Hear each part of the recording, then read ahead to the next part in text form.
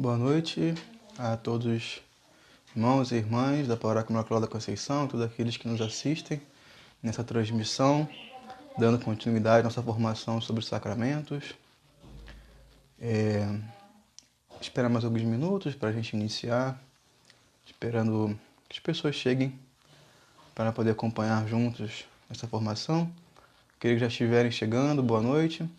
Vão confirmando aí se o som tá bom, se a imagem tá boa. Tá bom?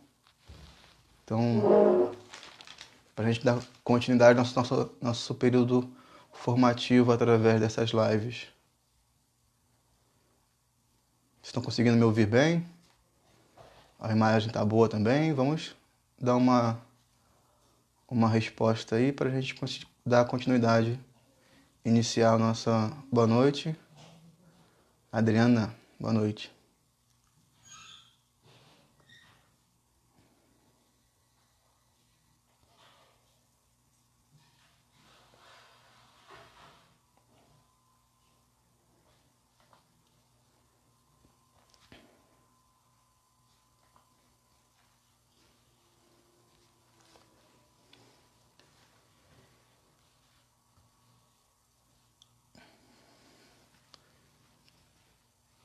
Ok, então já confirmaram aqui que o som tá bom, a imagem tá boa. Eu tô abrindo aqui também no meu computador para eu conseguir acompanhar.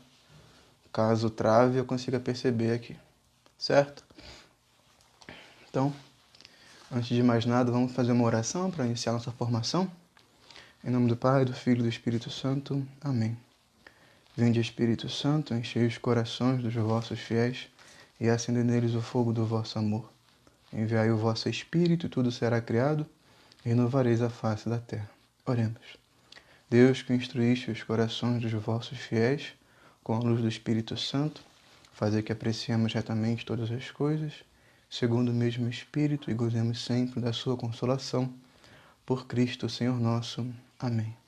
A Virgem Maria, nossa Mãe Imaculada, interceda por nós, nos abençoe nesse momento, e sua intercessão nos conceda graça para abrir nossa mente, nosso coração, para poder aprender aquilo que é da vontade de Deus. Rogai por nós, Santa Mãe de Deus, para que sejamos dignos das promessas de Cristo.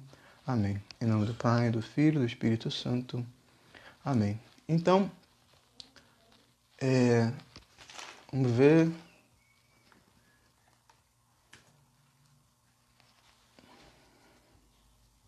Hoje nós estamos dando continuidade a esse período de formação sobre os sacramentos, né? E hoje vamos abordar sobre o sacramento da ordem. Iniciando nossa partilha, vamos partir dos versículos, capítulo 5 da carta aos Hebreus. Hebreus 5:1. Portanto, todo sumo sacerdote, tirado do meio dos homens, é constituído em favor dos homens, em sua relação com Deus. Sua função é oferecer dons e sacrifícios pelos pecados. Ele é capaz de ter compreensão por aqueles que ignoram e erram, porque ele mesmo está cercado de fraquezas. Pelo que deve oferecer sacrifícios, tanto pelos pecados do povo, quanto pelos seus próprios. Ninguém, pois, se atribua esta honra, senão o que foi chamado por Deus, como Arão. Então, o autor da carta aos Hebreus inicia aqui uma teologia sobre o sacerdócio, né? Sobre essa vida de doação. Então, a primeira verdade que a gente percebe nessas linhas é que o sacerdócio, ele é um dom, pois ninguém deve se atribuir, é Deus que chama, Deus que confere esse dom, e é um dom de serviço, né? Por isso nós compreendemos o sacramento da ordem como um sacramento de serviço. Dentro das divisões dos sacramentos, nós temos o sacramento da iniciação, batismo, confirmação e Eucaristia, os sacramentos de cura, penitência e unção dos enfermos, e os sacramentos de serviço, que são os sacramentos do matrimônio e os sacramentos da ordem, né? Esses sacramentos da ordem são meios pelos quais nós nos doamos e nos colocamos a serviço para a salvação de outro. Assim define o catecismo. Nós nos santificamos na medida que nós nos doamos por alguém. Então isso constitui o sacramento do serviço. É para a nossa santificação a partir da nossa doação, própria da vida cristã, né? Então esses sacramentos tão importantes para a vida da igreja porque nos coloca diretamente em missão. Aí o catecismo define que os ordenados são aqueles que, uma vez já consagrados a Deus pelo batismo, são então chamados para ser, em nome de Cristo, pastores da igreja. O que a gente entende aqui também, pegando esses versículos da carta aos Hebreus. Se colocam diante de Deus pelos outros, pela salvação dos outros, pela purificação dos pecados dos outros, do povo de Deus, né? Esse sacramento da ordem já tem indício desde o Antigo Testamento, né? Quando Deus mesmo institui sacerdotes para o culto do povo de Deus, para a purificação do povo da Antiga Aliança. Nós vemos isso no livro dos Números, capítulo 3, versículo 11. Vemos também em Levítico, capítulo 1, a instituição, né, a eleição da tribo de Levi como povo sacerdotal, aquele povo que oferecia sacrifícios pela purificação do povo de Deus, né? E na plenitude dos tempos, com a vinda de Cristo, nós compreendemos então que o sacerdócio do Antigo Testamento apontava para o sacerdócio definitivo de Cristo. Ele não mais ofereceria sacrifícios de bois, de ovelhas, mas o seu próprio sacrifício, o próprio corpo, ele se entrega inteiramente por aqueles que estavam afastados de Deus para voltar à comunhão com o Senhor definitivamente. Então nós compreendemos que o sacerdócio do Antigo Testamento apontava para o sacerdócio definitivo de Cristo, como sumo e definitivo sacerdote, né? E o sacerdócio da nova aliança, ou seja, o sacerdócio ministerial vivenciado pela igreja hoje, ele é um prolongamento da presença de Cristo no mundo. Como todo sacramento, é esse Cristo que continua a se doar, se entregar, se oferecer ao longo de toda a história da salvação até os confins dos tempos.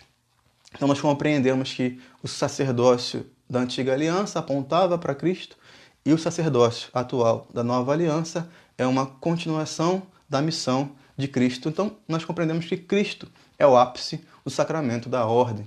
Ele é o fundamento, ele é a meta para a qual deve se destinar também aqueles que são consagrados por este sacramento. Nós percebemos, então,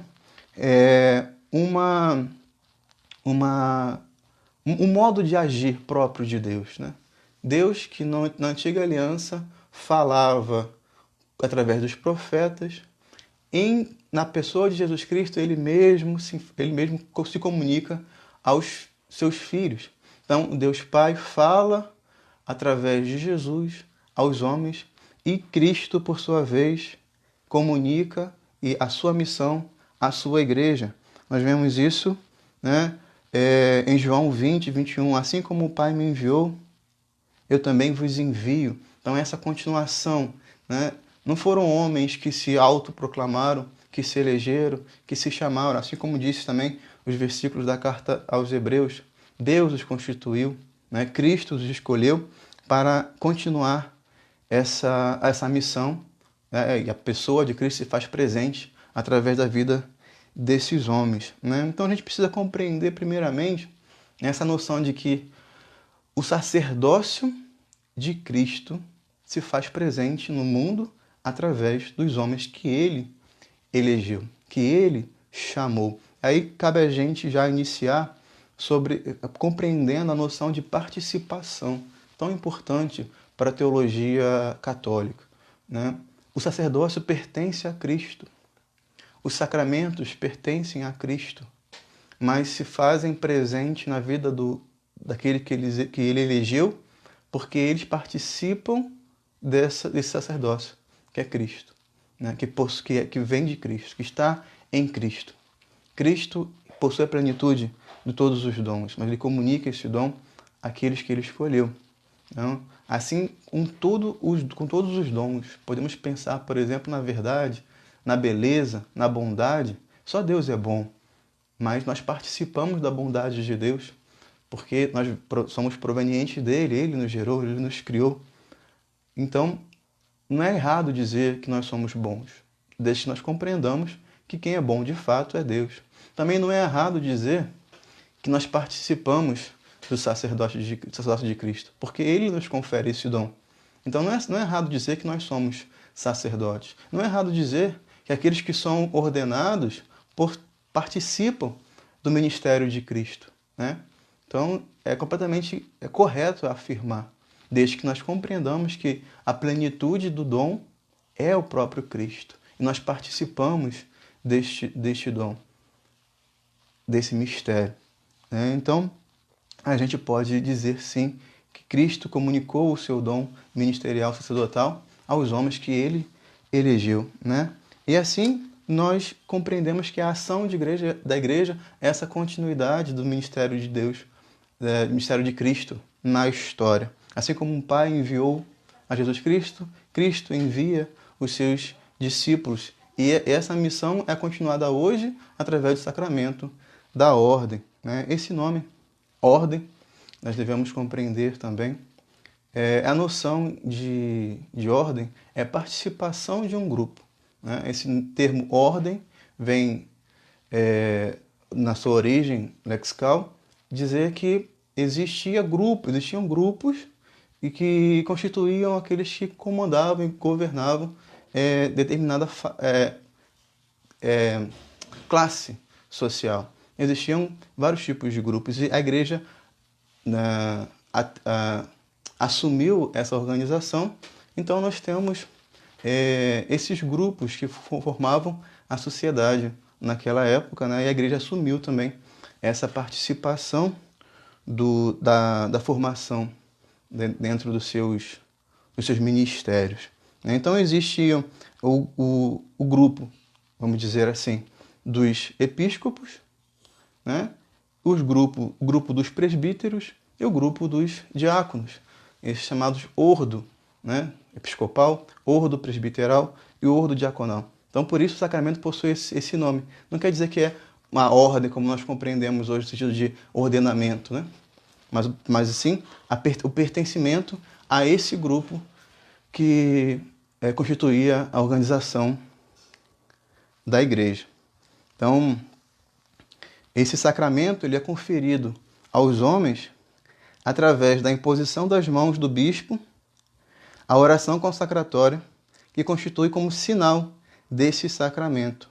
Então, desde a origem, desde o princípio da igreja, a imposição das mãos dos bispos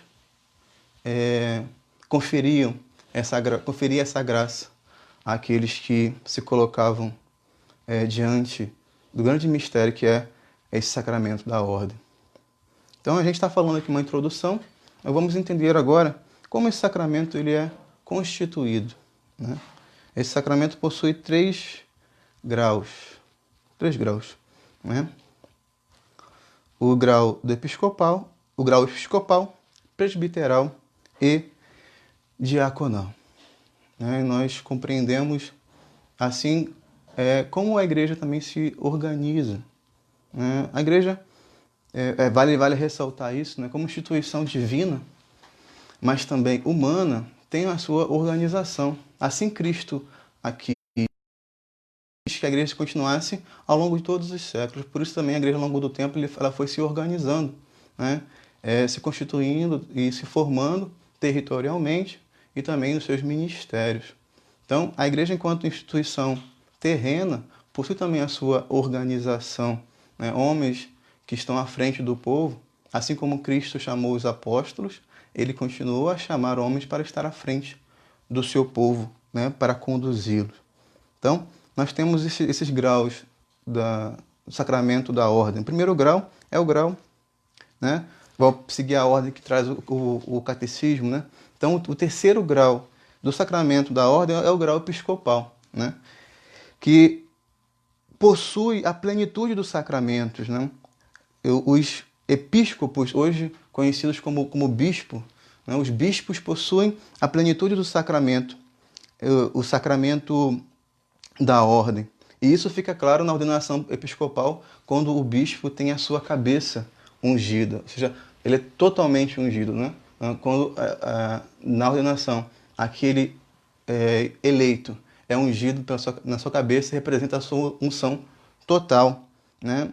E o bispo possui como a plenitude do sacramento, né, a missão de reger, ensinar e santificar toda a igreja de Cristo, né? E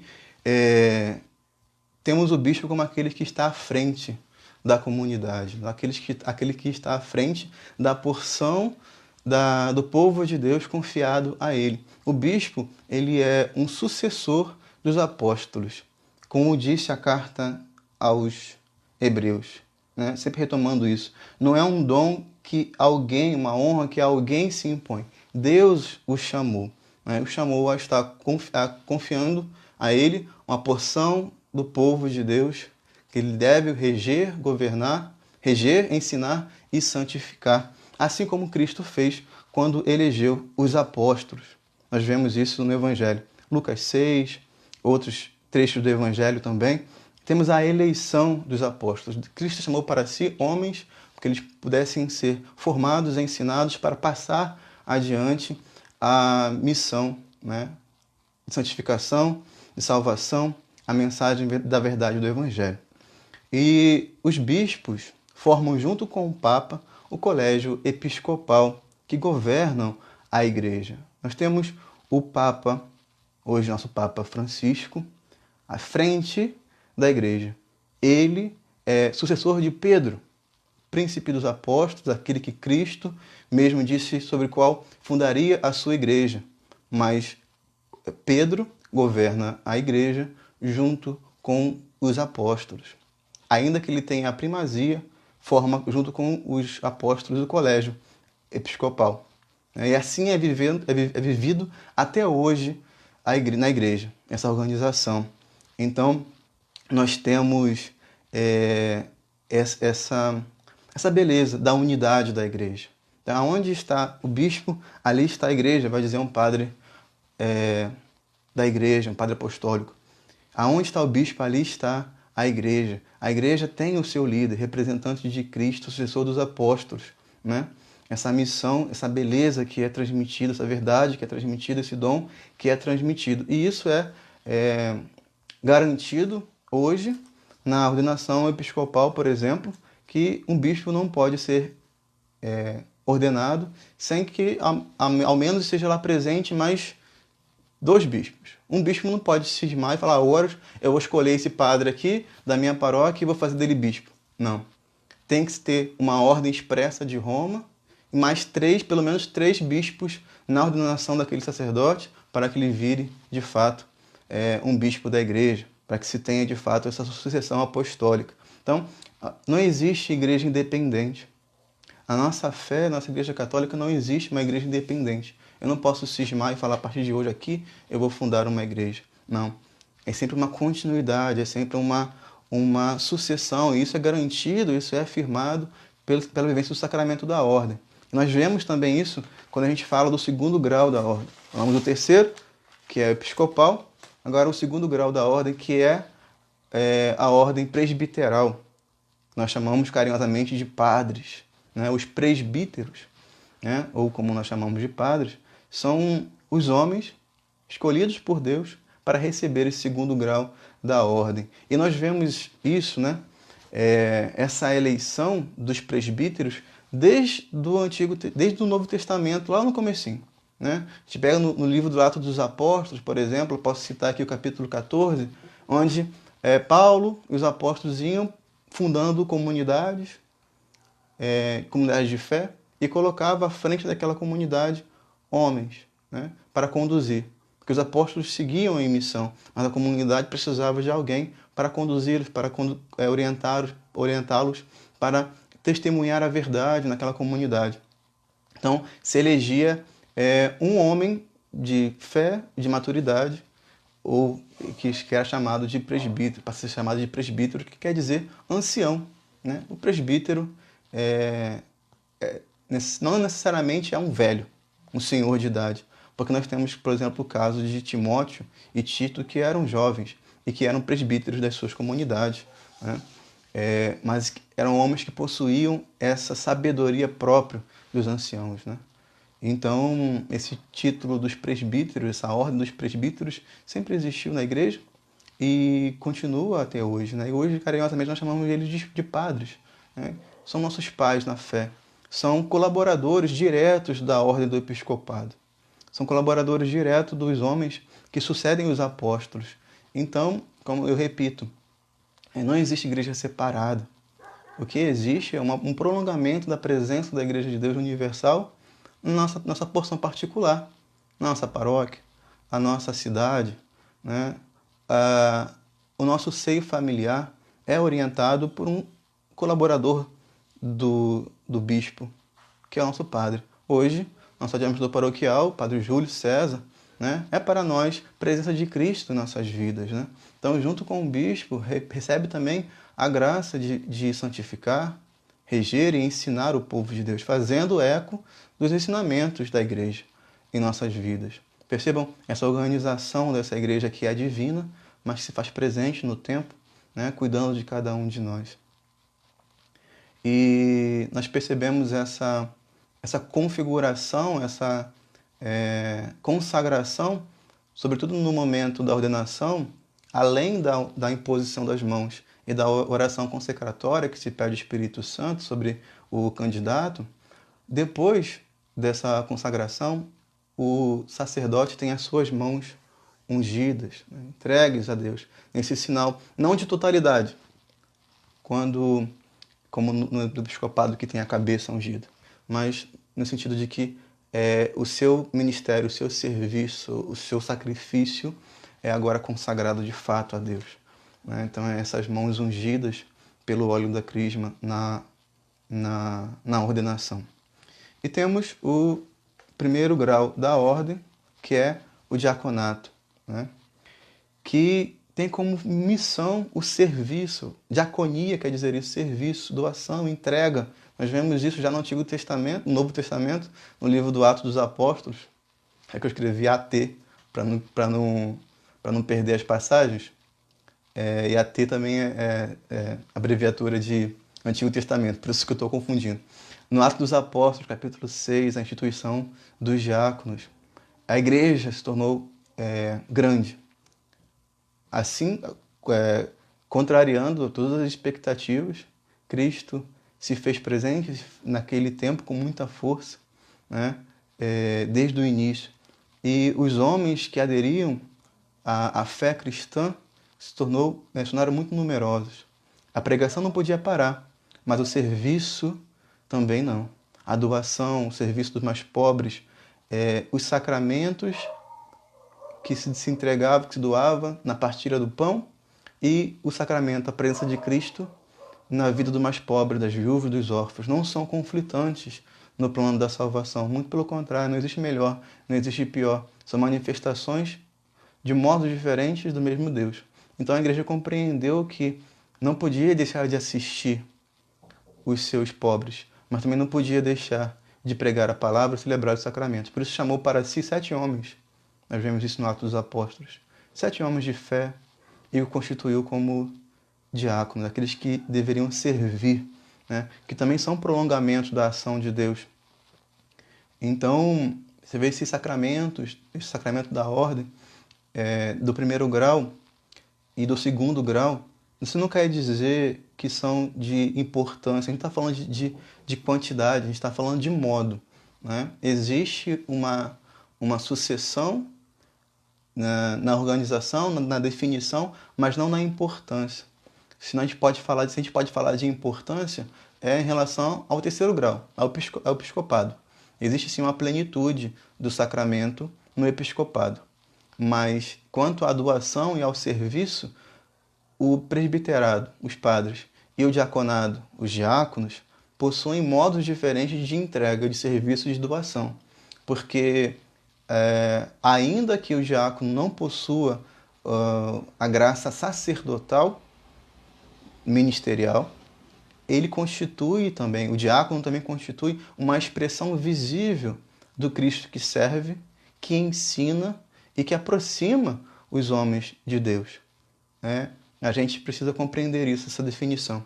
Né? Ainda que o episcopo possua a plenitude do sacramento, o sacerdote e o diácono são expressões e prolongamentos dessa manifestação sacramental que está presente na vida do bispo.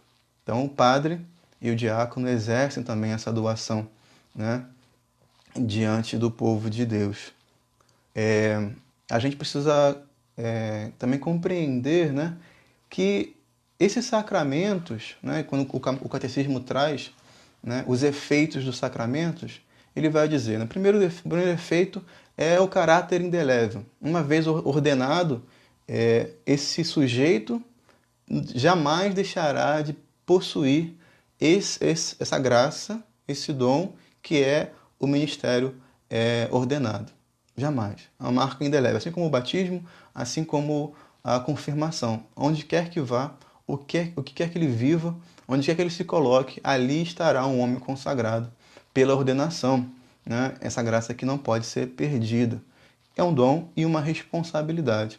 Né? E o segundo efeito que o catecismo apresenta como efeito do sacramento é a graça sacramental, que é a configuração a Jesus Cristo propriamente, a Cristo que caminha em meio aos homens. Porém, vale a pena a gente ressaltar que essas graças não tornam os homens ordenados seres angélicos, muito pelo contrário. Né? São homens que precisam do cuidado, da atenção e da nossa oração.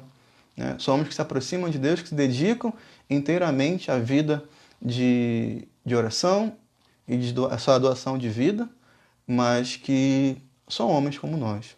Né? Retoma aqui os versículos da carta aos Hebreus.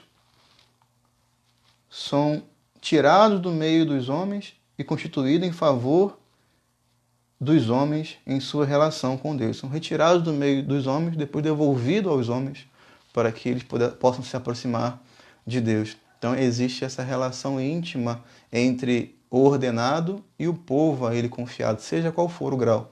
Seja o bispo, seja o sacerdote, o presbítero, seja o diácono. Ele está em função, é um serviço, é uma doação. Por isso também devem ser acolhidos e respeitados. Não porque são homens acima dos outros homens, mas porque são homens que foram colocados ali para servir. Né? Estão inteiramente à disposição. E essa graça sacramental confia também a eles o dom de conduzir e orientar o seu povo. Por isso a palavra do padre, do bispo e daqueles que está à frente da comunidade deve ser ouvida e acolhida como palavra de Deus. Não porque aquele que fala é melhor do que aquele que está ouvindo, não, mas porque pela graça do sacramento foi confiado a ele esse dom de conduzir. Ele está ali para isso. Não existe igreja separada, não existe igreja sem cabeça. Não existe. Não existe. Assim Cristo fez, assim Cristo viveu.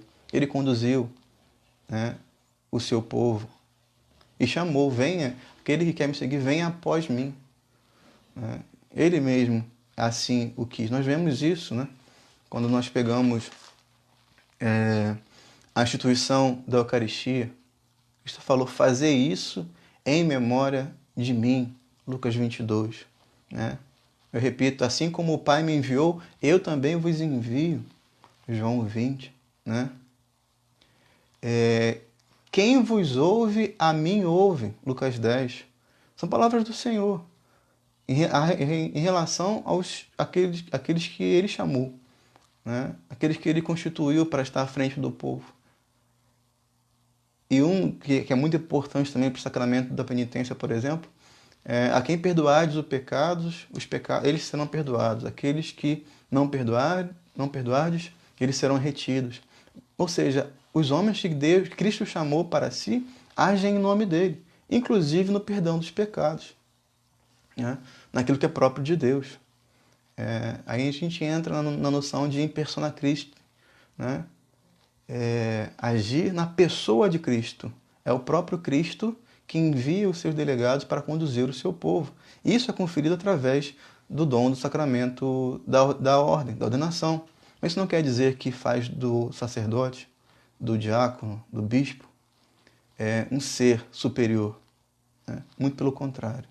É um homem que deve se entender como servidor de todos.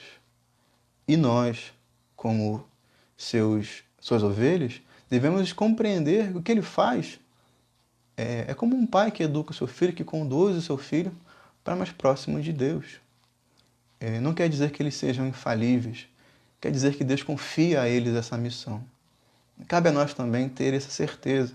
Por isso, a importância do respeito ao sacerdote, aquele que é ordenado, aquele que foi confiado à condução da igreja. Não porque ele é um ser angélico, não, mas porque Deus o chamou para isso. Aí eu gostaria de deixar, agora no final, que a gente já falou do catecismo, das noções mais conceituais do sacramento, algumas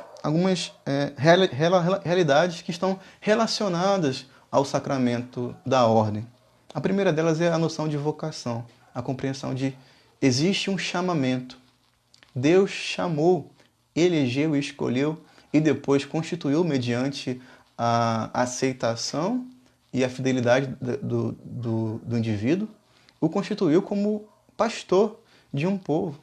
Conferiu a eles graça, conferiu a ele dons para que essa condução aproxime os homens de Deus. Mas tudo parte de um chamado. A carta aos Hebreus fala, ninguém pode se atribuir a essa honra. Deus chama e faz um chamado no coração de cada um dos seus filhos. A primeira vocação é a vocação universal à santidade. Todos somos chamados a essa realidade do céu, de sermos santos. Mas há alguns, não porque são melhores, mas porque assim Deus o quis. Não porque são mais especiais, mas porque assim Deus o quis. E também não são porque são os piores. Não se trata aqui de qualidade, melhor ou pior. Mas são homens que Deus chamou para si, para que eles se doassem inteiramente, tivessem uma vida de intimidade profunda, assim como os apóstolos tiveram, para compreender melhor a palavra de Deus, para ter uma relação mais íntima com Deus e assim conduzir o povo para Deus. Por isso, o sacerdote, o ordenado, sobretudo o sacerdote, eles também são chamados de pontífice. O pontífice é Cristo, mas nós que somos chamados a essa vocação, assim eu acredito e rezo também para a minha vida, seremos constituídos como pontífices, homens que aproximam os homens de Deus.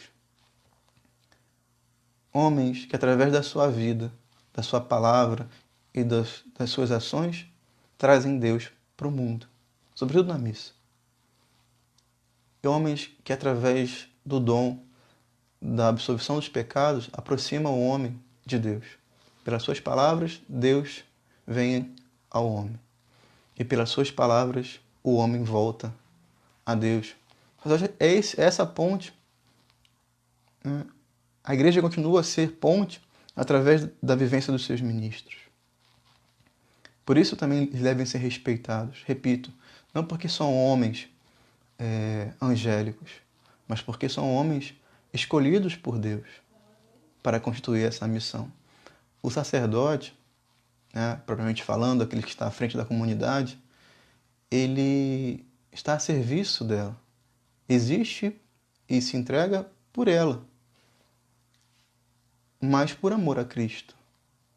E tem uma vida de intimidade com Cristo.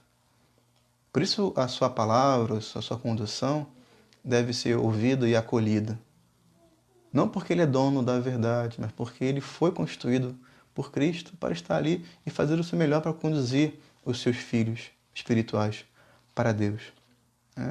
E além dessa noção de vocação, existe a concepção, a distinção, na verdade, entre o sacerdócio comum dos fiéis e o sacerdócio ministerial, aquilo que a gente tem falado agora, né? Todos nós, pelo batismo, somos constituídos sacerdote, profeta e rei. Assim como no Antigo Testamento o sacerdote era aquele que ofertava sacrifícios pelo povo, nós, como batizados, depois da entrega e da ressurreição de Jesus Cristo, somos também sacerdotes, somos capazes de oferecer a nossa vida como sacrifício expiatório. Somos capazes de oferecer nossas orações, nossa doação, nossos sacrifícios pessoais. Assim como os sacerdotes faziam pelo povo, eu posso fazer por mim nas minhas orações, né? Em contrapartida, os ministros, aquele que possui o ministério sacerdotal, ou seja, o sacerdote ordenado, ele, assim como Cristo, na pessoa de Cristo, realiza também esse sacrifício, como falava no sacramento, quando falava do sacramento da Eucaristia, né, presentifica aquele sacrifício de Cristo na cruz. E aqui também não se trata de maior ou menor, trata de modo. Quer dizer que o sacerdote ministerial e o sacerdócio comum dos fiéis são a mesma coisa? Não. Cristo instituiu um modo próprio de entrega, de doação. Na Eucaristia, falou para os apóstolos: fazer isto em memória de mim. Nós participamos, nós batizados, participamos do sacerdócio ministerial, do sacerdócio universal dos fiéis. E o sacerdote participa do sacerdócio de Cristo enquanto seu ministro, seu representante. Eles se completam, tanto o sacerdócio comum como o sacerdócio ministerial. Um está em função do outro. O fiel, leigo, está em função do sacerdote ordenado. E este em função do seu povo. Até a noção de leigo deve ser melhor compreendido. O termo leigo vem do grego, tem a sua origem da palavra laos, que quer dizer povo, que no início designava o povo de Deus, ou seja, leigo é simplesmente o povo de Deus. Com o passar do tempo, a noção de leigo foi tomando uma concepção denotativa, né? Leigo é aquele que não sabe. Isso precisa ser melhor compreendido. O leigo é aquele que tem a sua missão própria. Há pouco tempo atrás a gente vivia na igreja o ano do leigo, né? É aquele que tem a sua missão própria. Todo batizado tem a sua missão de evangelizar, de santificar-se e santificar o outro através do seu exemplo.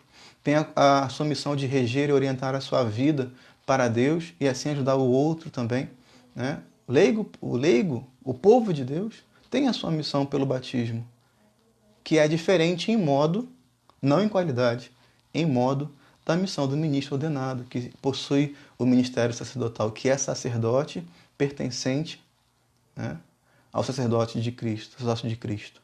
Então a gente precisa compreender isso. E aqui a gente pode pegar a frase tão famosa de Santo Agostinho, né? Ele dizia para o seu povo: para vocês eu sou bispo, com vocês eu sou cristão.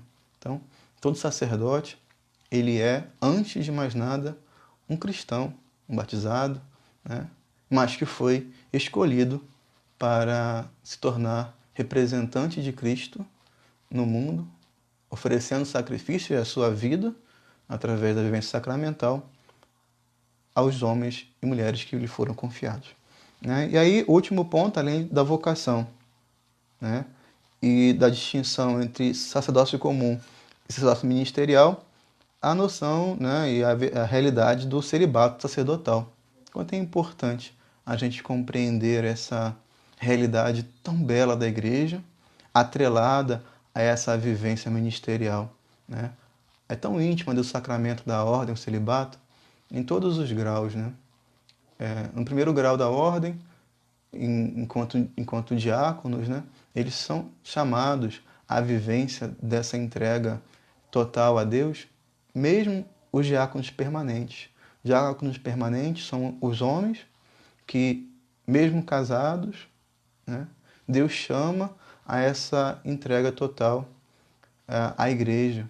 Ainda casados, vivendo o testemunho do seu matrimônio, também através do serviço, do ensino, da pregação da palavra, da celebração, né, da presidência de alguns sacramentos, como o batismo, como alguns matrimônios, mesmo assistindo alguns matrimônios, né? Mas, sobretudo, no exemplo e no cuidado dos mais pobres, mesmo casados, né? Os diáconos permanentes. Então, a gente vê essa íntima relação, né, da fidelidade, da entrega, também atrelado a esse primeiro grau da ordem. E, sobretudo, no segundo grau, no grau presbiteral, né? E no terceiro grau, no episcopal, o sacramento, a realidade do celibato é mais perceptível, né? Essa entrega total, que é uma entrega de confiança e dedicação total a Deus, né? Por amor a Ele. O próprio Senhor fala isso no Evangelho de São Mateus, né?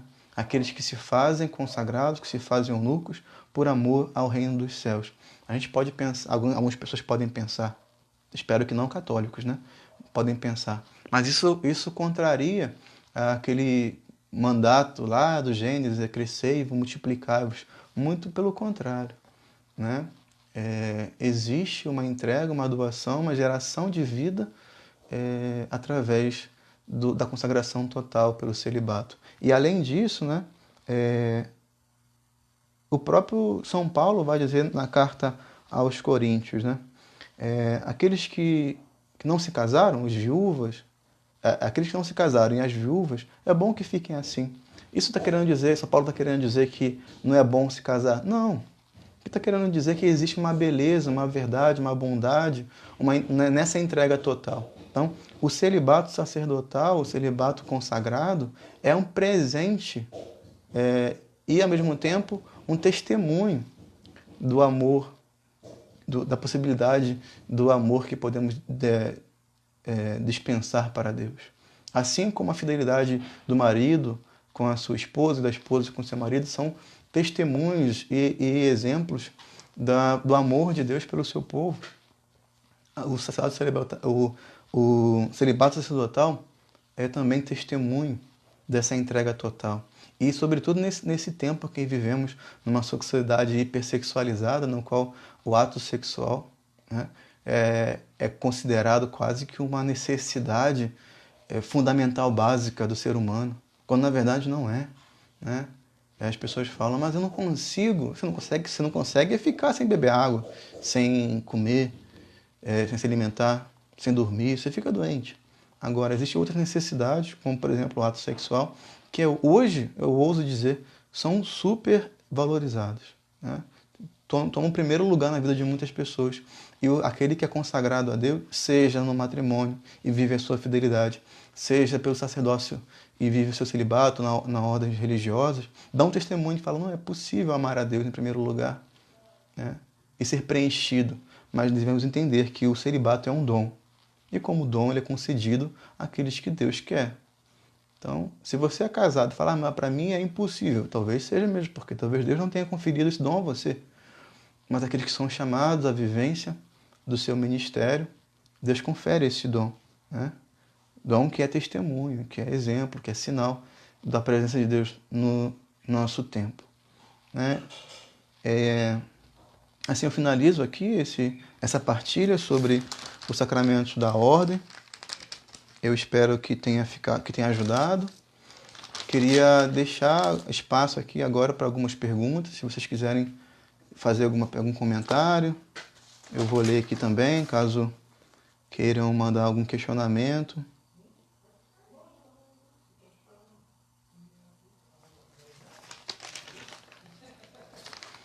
Se alguém tiver alguma pergunta, alguma colocação, algo que queira acrescentar.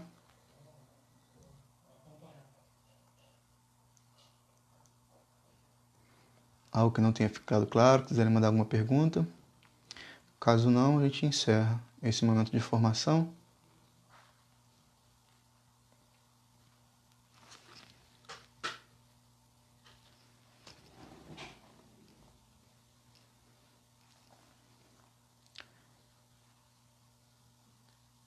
Não, então vamos agradecer a Deus por esse momento de partilha, de formação, que Ele nos conduziu, pedindo a Ele que abençoe a cada um de nós, que envie operários para a sua messe, tão necessitado,